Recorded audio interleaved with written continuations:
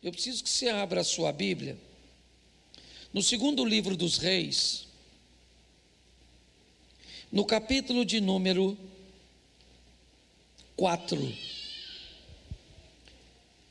Mas aqui na tela eu quero que coloque João 8.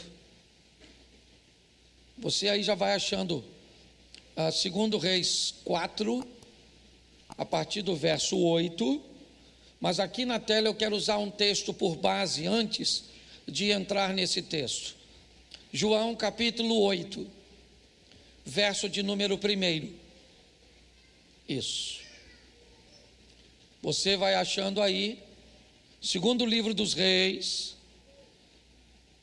capítulo de número 4, verso 8, e depois, por favor, tá, Rick? Coloca. Bom, vamos lá.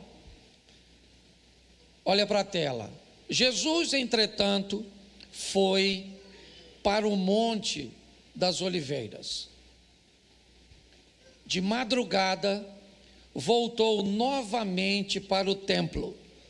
Todo o povo ia ter com ele, assentando, os ensinava. Verso 3. Os escribas e fariseus trouxeram à sua presença uma mulher surpreendida em adultério, e fazendo-a ficar de pé no meio de todos, disseram a Jesus: Mestre, essa mulher foi apanhada em flagrante adultério, e na lei nos mandou Moisés que tais mulheres sejam apedrejadas. Tu, pois, que dizes? Feche os seus olhos.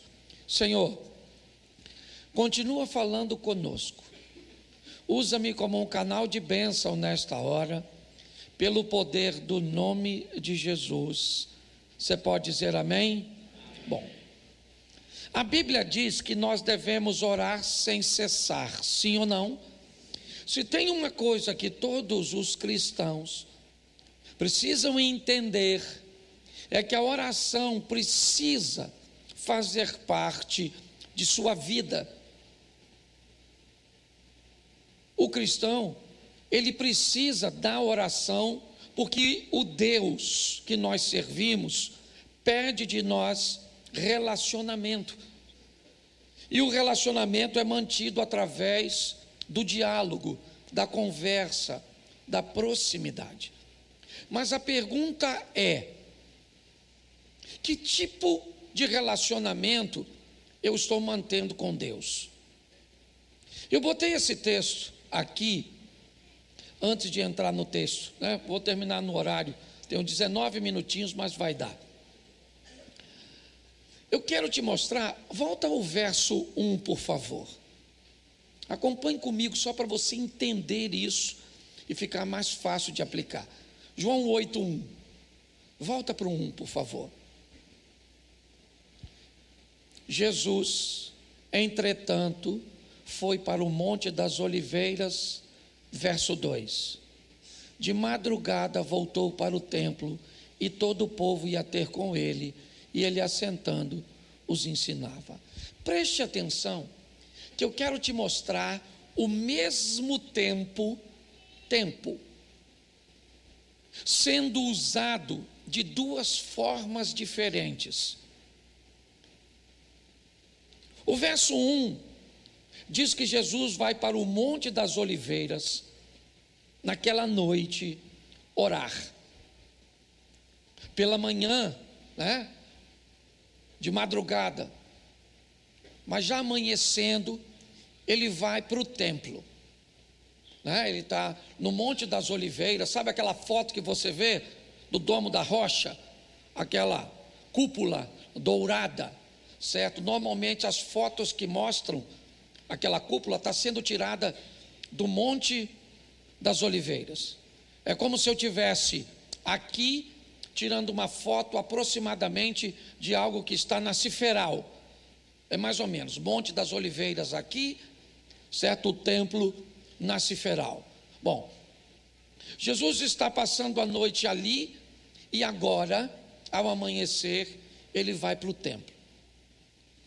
A questão é que o tempo que Jesus usa para estar ali é usado por todos, não necessariamente fazendo as mesmas coisas. No mesmo tempo em que Jesus está ali, uma mulher está cometendo adultério. Tá certo? Tem gente trabalhando, tem gente dormindo, tem gente orando como Jesus, e tem gente adulterando. Tudo no mesmo tempo. Nós estamos aqui agora, o tempo está sendo o mesmo para todos. Alguns estão prestando atenção, outros não, alguns estão com o celular, outros, certo? Ou seja, o tempo é para todos. Mas o que se faz com ele pode demonstrar o que teremos que fazer com nossas orações. É isso que eu quero alertar você hoje. Quando amanhece, amanhece para ela e para Jesus. E agora, ao amanhecer, ela precisa de uma ajuda que Jesus não precisa. Ela está exposta a uma vergonha que Jesus não está. Mas qual é a diferença entre ela e Jesus? É o que ela resolveu fazer. Eu vou ter que orar sempre, mas me ajude aí. Será que eu preciso orar como todo mundo ora? Será que algumas pessoas não precisam usar o tempo de sua oração, estabelecendo uma conexão com Deus, para corrigir coisas? E naquele mesmo período, alguém pode estar orando de uma forma muito mais suave, muito mais leve, porque tomou decisões diferentes. Nós vamos orar sempre, mas a pergunta é: eu estou sempre apresentando a Deus as minhas dificuldades, os meus problemas, ou será que eu já aprendi a viver de uma forma onde os meus problemas foram minimizados pela minha obediência e pela colocação das instruções do Evangelho na minha vida? Eu acho que vale a pena nós refletirmos sobre isso. Parar de orar nunca. Orai sem cessar. Mas que tipo de oração tem sido a minha? Ela é sempre de propósito corretivo? Ela sempre está conduzindo para Deus problemas? Eu sempre estou buscando os milagres? Então preste atenção, que se todas as vezes que alguém liga para mim ou busca conversar comigo, seu propósito é me pedir as coisas, este não é um relacionamento dos melhores e mais prazerosos. É muito legal quando você tem alguém que quer conversar com você, que quer bater um papo com você, não para te pedir alguma coisa, mas pela satisfação da sua presença, pelo prazer de sua amizade. Talvez por isso, muitos cultos têm recebido críticas severas na internet, por estar sempre estabelecido sobre este ambiente, onde as pessoas são clientes que passam a semana inteira cometendo erros e que vêm para a igreja para que Deus estenda a sua misericórdia e conserte todos os erros que elas fizeram na parte financeira, com sua saúde, com seu casamento, com seus filhos. Então eu quero te mostrar hoje, neste culto de família, já vou ler um texto falando de família, para que você avalie qual é a pauta, tá bom? Qual é a pauta de sua conversa com Deus? Quando casais me dizem, eu pergunto para os casais, e aí, cara, como é que está a comunicação? Não, a gente conversa pra caramba. Não, eu não estou perguntando o tempo de conversa. A minha pergunta é a pauta da conversa. Tem casais que conversam muito, porque precisamos pagar, porque precisamos fazer, porque os meninos estão isso. A pergunta seria, quando é que a conversa envolve vocês dois? Quando a conversa fala de vocês, de como está a nossa amizade, nossa intimidade, a pauta, ela é muito importante. Então, quando nós vamos falar em oração, é importante entendermos com que pauta nós temos orado. E isso talvez possa definir nosso relacionamento com Deus. Se você só leva para Deus problemas, eu entendo isso perfeitamente, mas a pergunta é: sua vida não anda bem e seu relacionamento com Deus também não. Quando você continua orando sem cessar, mas não por ter uma necessidade de apresentar problemas, mas sim pelo prazer de sentir e ter a presença de Deus na sua vida, isso significa que sua vida está boa e seu relacionamento com Deus também. Como adquirir isso? Talvez seja a grande pergunta. Talvez nós consigamos, em meio ao deserto, descobrir essa fonte. Então vale a pena olhar numa família, que eu só quero fazer uma introdução e depois vocês leiam em casa. Mas agora sim, segundo o livro dos Reis, capítulo 4, verso 8. Coloca na tela. Certo dia, passou Eliseu por Sunem, onde se achava uma mulher rica, a qual o constrangeu a comer pão. Daí, todas as vezes que passava por lá, entrava para comer. Ela disse ao seu marido: vejo que este que passa sempre por nós, repita, sempre por nós. Isso. É santo homem de Deus. Façamos-lhes, pois, em cima um pequeno quarto, obra de pedreiro, e ponhamos-nos, nele uma cama, uma mesa, uma cadeira e um candeeiro. Quando ele vier à nossa casa, retirar-se-á para ali. Um dia, vindo Eliseu para ali, retirou-se para o seu quarto e se deitou. Olhe para mim. Vamos dar uma olhada nessa família. Ok? Marido e mulher. São só os dois. E a formação simples, básica de um novo núcleo familiar. Uma nova família se forma quando alguém oriundo de um lar se une a outro e agora eles formam um novo núcleo familiar. Uma nova família está nascendo. Tá certo?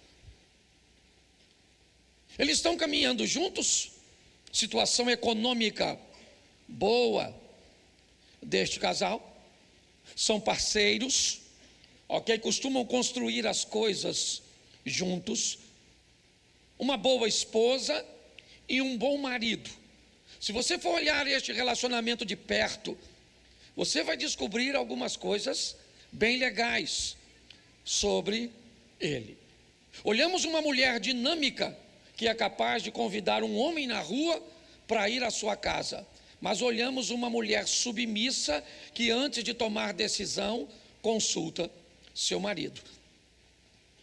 Nós vemos uma parceria, quase uma sociedade, uma cumplicidade. Um casal bem alinhadinho, tá certo? E o texto diz que essa mulher rica, que morava em Sunem, ela começou a ver num homem que passa próximo à casa dela, a possibilidade dele ser um homem de Deus. Ela está avaliando, é isso. Ela avalia, e ela então, ao observar Eliseu, ela viu em Eliseu características, postura, posicionamento, que dava a ele a condição de ir até a casa dela para uma análise um pouco mais minuciosa. Ok? Se você conhece um pouquinho da cultura judaica, você sabe, certo, como eles olham para quem frequenta a sua casa. Ok? Quando você vê, por exemplo, uma passagem bíblica onde alguém chega numa casa e pede água e alguém dá leite, é porque essa pessoa, na cultura, está recebendo algo para beber que indica que ela não é bem-vinda na casa. Certo? Eles são extremamente seletivos. Se forem fazer negócios, não gostam de ser vistos sentado à mesa com qualquer um. Principalmente os mais ortodoxos, eles têm uma visão: se eu me sento na mesa com você, Lucas, eu estou validando você. Se eu permito que você faça parte de minha intimidade, eu valido você. Então ela observa ele de longe, e ao observar de longe, ela acredita que ele pode frequentar a sua casa. Ela então leva Eliseu para a sua casa, apenas para um lanche, apenas para uma comida, algo muito pontual, tá certo? É um momento que ela vai avaliar se ele não é apenas uma impressão, se ele não é apenas uma visão à distância, ou se ele tem qualidades que dará a ele o passaporte para frequentar a casa dele, ou a casa dela. Automaticamente, Eliseu vai fazer a mesma coisa. Um dos homens mais seletivos do Velho Testamento, ele é. Se ele vai à casa daquela mulher e ela não se veste direito, não se comporta direito, não age direito, se ela o convidasse de novo, ele iria? Não. Se ele vai à casa dela e não sabe se comportar, e come demais, e é mal educado, você acha que ela o chamaria de novo? O que eles estão fazendo é estabelecendo um ambiente de proximidade, onde os critérios deles é que vão prevalecer e vão determinar se o outro entra ou não. Que critérios você usa para se sentar à mesa com pessoas? Que critério você usa para fazer negócios? Que critérios um menino tem que ter para ser amigo de seu filho? Que critérios uma mulher precisa cumprir para fazer parte da amizade com sua esposa? Pare e pense. Quanto mais fortes forem nossos critérios, melhor serão nossas orações. Quanto mais assertivos formos em nosso posicionamento, nossas orações praticamente não trarão petições a nosso respeito. Eu fico imaginando quantas orações Jesus fazia pedindo coisas para si, da maneira cuja qual ele se comportava e vivia. Quando está orando por Lázaro, ele diz: eu bem sei que o Senhor sempre me ouve. A grande questão da vida é essa. Não é o quanto você ora, é a pauta. Porque se a vida estiver bagunçada, a pauta também vai estar bem bagunçada. Essa mulher agora tem critérios, ela leva Eliseu. E ali ela avalia Eliseu. Ela chama seu marido e diz: vejo que este que passa sempre por nós é um santo homem de Deus. Só com uma visita ela descobriu que ele era santo? Sim ou não? Claro que não. Eliseu entrou para comer e dali, todas as vezes que passava por lá, ele entrava para comer. Ali ela começa a observá-lo. Isso. Você quer parar de ter problema com amigos? É isso? Sério? Você está com muitos problemas com seus amigos? Você está com problema com seus familiares? É sério isso? Por que é que você tem problema com seus familiares? Por que é que você tem problema com seus amigos? Por que é que você tem problema na igreja com pessoas? É simples.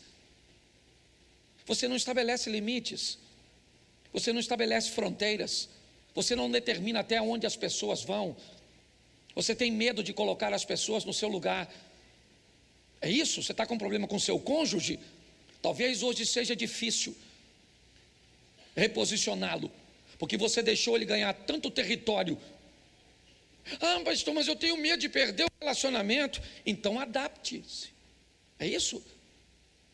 Eu prefiro me adaptar à sua ausência do que me adaptar ao seu desrespeito. A gente precisa definir o que é que nós estamos querendo. E não estou falando de amor ao próximo, não. Eu estou falando de equilíbrio, de determinação. Nós precisamos, melhorar nosso relacionamento. É isso. Ele entrou diversas vezes, e diversas vezes, ao observá-lo, ela descobre que ele é um santo homem de Deus. Aí você vem para a igreja, frequenta 2 cultos, nem conhece a pessoa do lado e conta seu segredo para ela. Aí você é um novo convertido, alguém corta do teu lado, te pede dinheiro emprestado e você empresta sem saber. Aí não te paga e cai na conta do pastor. Ovelha do pastor Cláudio, ovelha do pastor Cláudio, do pastor. Que eu aprendi uma coisa: igreja é assim, Lucas, se tudo dá certo é porque Deus é bom. Se tem problema na igreja é o pastor, que não é nada. Se o troço dá certo, eu não recebo os louros, certo? Mas se dá errado, pancada no pastor. Eu vou passar uns 10 minutinhos igual eu passei para o outro, tá certo? E se você tiver que ir embora também não tem problema não. Vá na bênção do Senhor. É porque tem uns pastores que dizem: se você sair antes do culto acabar, você perde a bênção. Isso aqui é culto, não é feitiçaria, tá certo? Você vai abençoado. Eu só queria que você cedesse um espaço, um pouquinho aqui, até porque eu avancei o dos outros, tá certo? O primeiro culto para conversar com você. Então, escute só, o que está havendo é um ambiente de seleção. Ela olhou e falou para o marido: vejo que este que passa sempre por nós. Olha que o cara está na parada, ele não está falando porque a mulher dele é meio proativa, certo? Mas ela está falando: ó, amor, ele passa por nós, tá, amor? Você não fala não, né? Porque tem homem que não fala. Às vezes o cara é autoridade, mas ele é mudinho. O cara até é macho pra caramba, macho, mas é um macho calado. E ela é uma fêmea falante. Entendeu? Porque tem gente que acha que porque o cara não fala, ele não é macho. Às vezes você vê tudo acontecendo, a mulher faz, mas tudo vai lá. E aí, amor? Posso fazer? É um cara econômico, tem uns caras econômicos. Esse dia a mulher falou comigo assim: pastor, eu tenho 20 anos de casada, ele só falou que me ama uma vez. Aí eu falei: pô, cara, sério? Ele falou: pastor, deixa eu falar com o senhor. Quando eu casei com ela, eu falei: eu te amo. Avisa a ela que o dia que eu mudar de ideia, eu aviso. Mas eu não vou ficar falando toda hora: eu te amo, eu te amo. Eu não fui. Eu falei: nossa, que homem romântico. Então, caladinho. Ela foi lá e falou com ele: vejo que este que passa sempre por nós, façamos, ponhamos, para quando ele vier à nossa casa. Preste atenção, essa mulher e o marido, afinadinho, certo? E aí Eliseu, crente é igual pombo, não dá comida, que ele vai e leva os outros com ele. Pode olhar, não estou falando não, louco, estou brincando porque é ele, tá certo? Não, mas nós somos assim, nós gostamos de comer junto, nós somos discípulos de Jesus, sim ou não? Então Jesus, você pode ver, Jesus fazia milagre da multiplicação dos pães, mas no final ele fazia igual o crente. Vão levar? Mas não era assim. Nós estamos seguindo a risca. Então preste atenção, o que houve foi uma afinidade entre eles, depois de uma boa avaliar. É isso que nós temos que entender, gente. Nós estamos levando a nossa vida, sabe, de qualquer jeito. Aí toda hora é um problema com a sogra, é um problema com isso, é um problema com aquilo, é um problema com o outro, tem um irmão na igreja que tem um problema, e tem um problema com isso, tem um problema com aquilo, cheio de problema. Aí sabe o que as pessoas fazem? Cria bicho. Troca a pessoa por bicho. E bota nome de pessoa em bicho, eu já falei isso aqui. Pode ver, a pessoa não quer ninguém, mas pega um gato e bota Roberto. Se não gosta de gente, e outra coisa você tem que aprender, eu vou falar isso aqui mesmo. Ó, esse dia tinha uma mulher aqui na igreja, aqui, que estava depressiva porque a cachorra morreu. Não queria comer, não queria tomar banho, o casamento estava até acabando, porque uma cachorra morreu. Pastor, o senhor é insensível, não sou insensível nada. Agora quem vai pegar um cachorro para criar, precisa saber de antemão que cachorro vive menos que nós. Vai morrer primeiro. Se você não está preparado para criar um cachorro para morrer, você arruma uma tartaruga. Aí vive 150 anos, você morre primeiro. Então você vai amar o cãozinho, sim ou não? Sim ou não? Vai cuidar dele, vai ser um excelente companheiro, sim ou não? Isso, mas você sabe que pode morrer. Um cachorro com 20 anos já é um idoso. Aí o meu cachorro morreu, pastor. Não sei o que vai ser da minha vida, pega outro. A mulher, sabe o que a mulher falou comigo quando eu falei isso? Pastor, o senhor é um insensível, meu cachorro só falta falar. Falei, nossa, uma diferença tão pequena para o ser humano, a fala. Perguntei a ela, será que a senhora não se dá bem com o seu cachorro? Não é exatamente porque ele não fala? Pensa num cachorro que falasse assim, olha, troca essa ração que eu estou com azia danada. Você não queria mais. Pessoas despreparadas para a vida. E é isso que está causando tumulto. Sabe? Então eu gosto disso aqui, vamos voltar para o texto. Não, já fui para os pets. Escute só. Você olha aqui o que tem agora. O que tem é uma mulher firme do lado de um homem firme, vivendo muito bem, sim ou não? Eles têm tudo o que querem? Sim ou não? Não. Eles têm filho? Tem filho? Mas eles são felizes? Sim ou não? Sim. Quando Eliseu chama a dona e falou assim, dona, a senhora não tem filho não, né? Ela falou, não tem não. Ela falou, mas eu sou feliz sem, eu e meu marido, estamos juntos aí na parada, só nós dois, tá beleza. Gente bem, sabe, resolvida. Não dá para ter tudo na vida. Você queria ter um homem bonito e inteligente. Como é que tem? Esse troço não cabe no mesmo recipiente. Se é bonito e inteligente, não é homem, é mulher. São as fêmeas, agrega os dois adjetivos. Quer um homem bonito, abra a mão da inteligência. Quer um homem inteligente, abra a mão da beleza. O máximo que você pode achar é um feio burro. Mas um bonito e inteligente, você não acha. Cuidado que você pode estar rindo de você.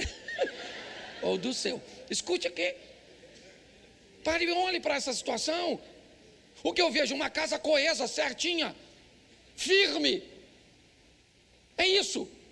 Eu fico imaginando que tipo de oração tinha essa mulher. Ela pedia dinheiro a Deus, sim ou não? Pedia um bom casamento, sim ou não? Pedia filho, sim ou não? Não. Suas orações estavam pautadas em agradecimento. Senhor, muito obrigado por aquilo que o Senhor nos deu. Temos recursos materiais, sim ou não? Temos um bom casamento, sim ou não? Temos saúde, sim ou não? Temos filhos, sim ou não?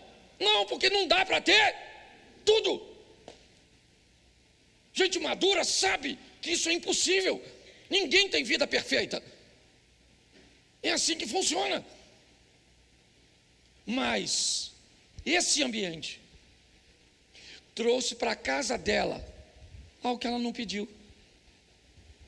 Ela não pediu. Ela estava bem sem filhos.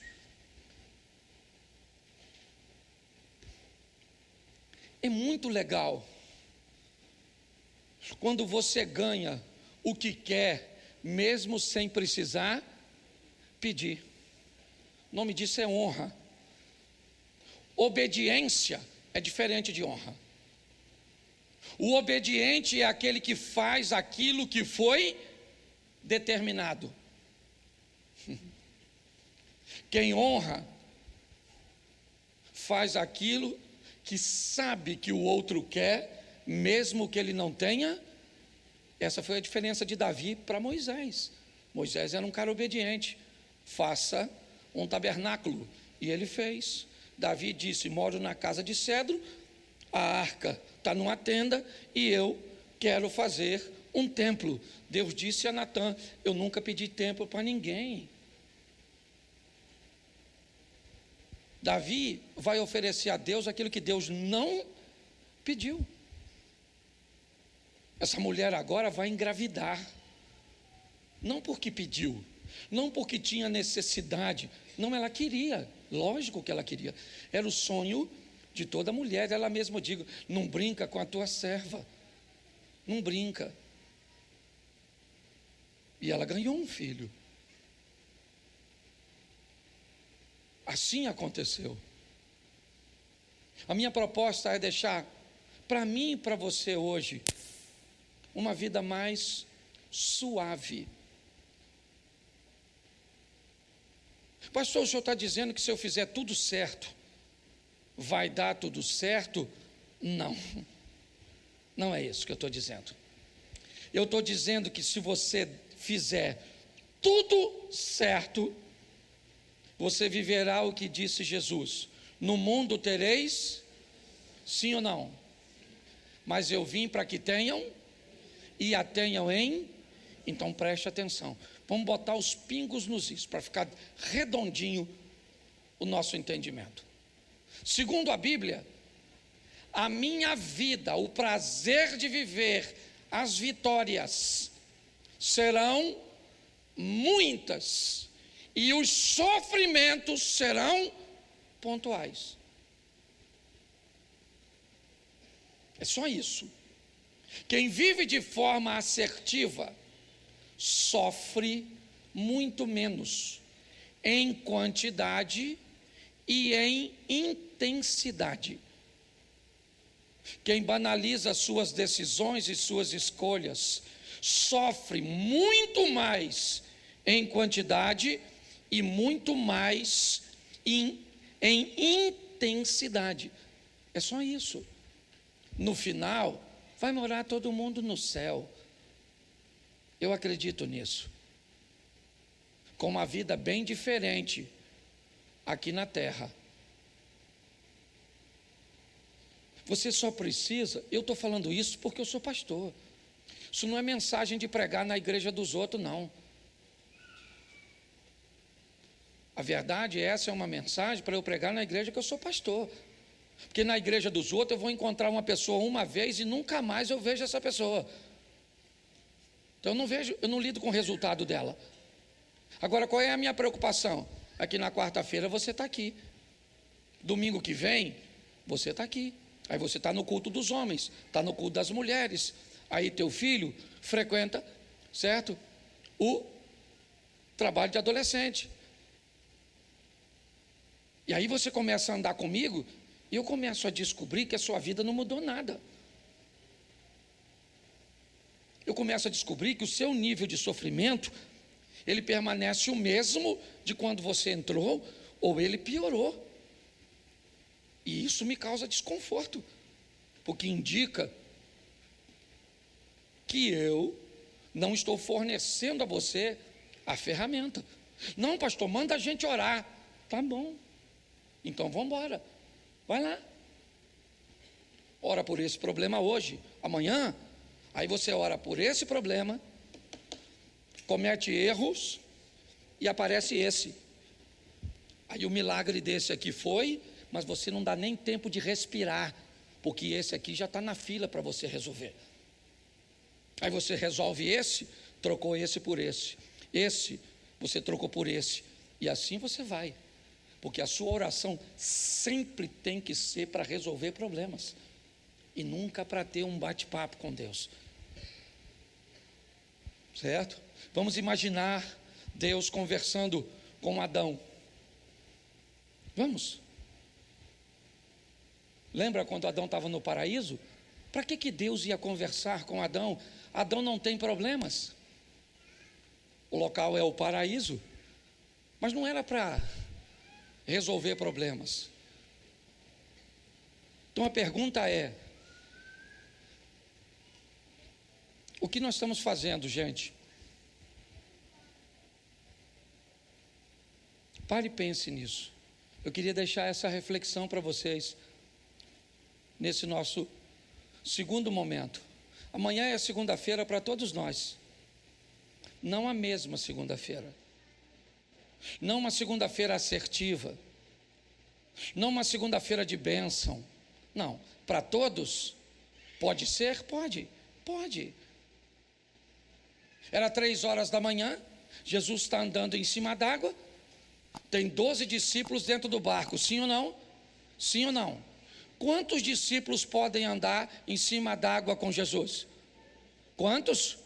Quantos andaram? Mas quantos podiam? A noite era a mesma para todos?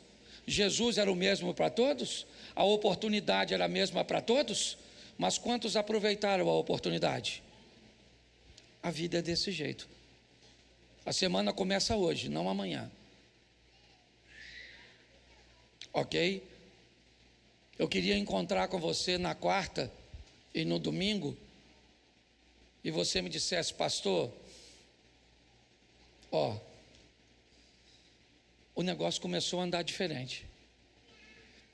Eu comecei a me sentir mais abençoado. As coisas parecem que estão me favorecendo. A mão de Deus parece que está se movendo a meu.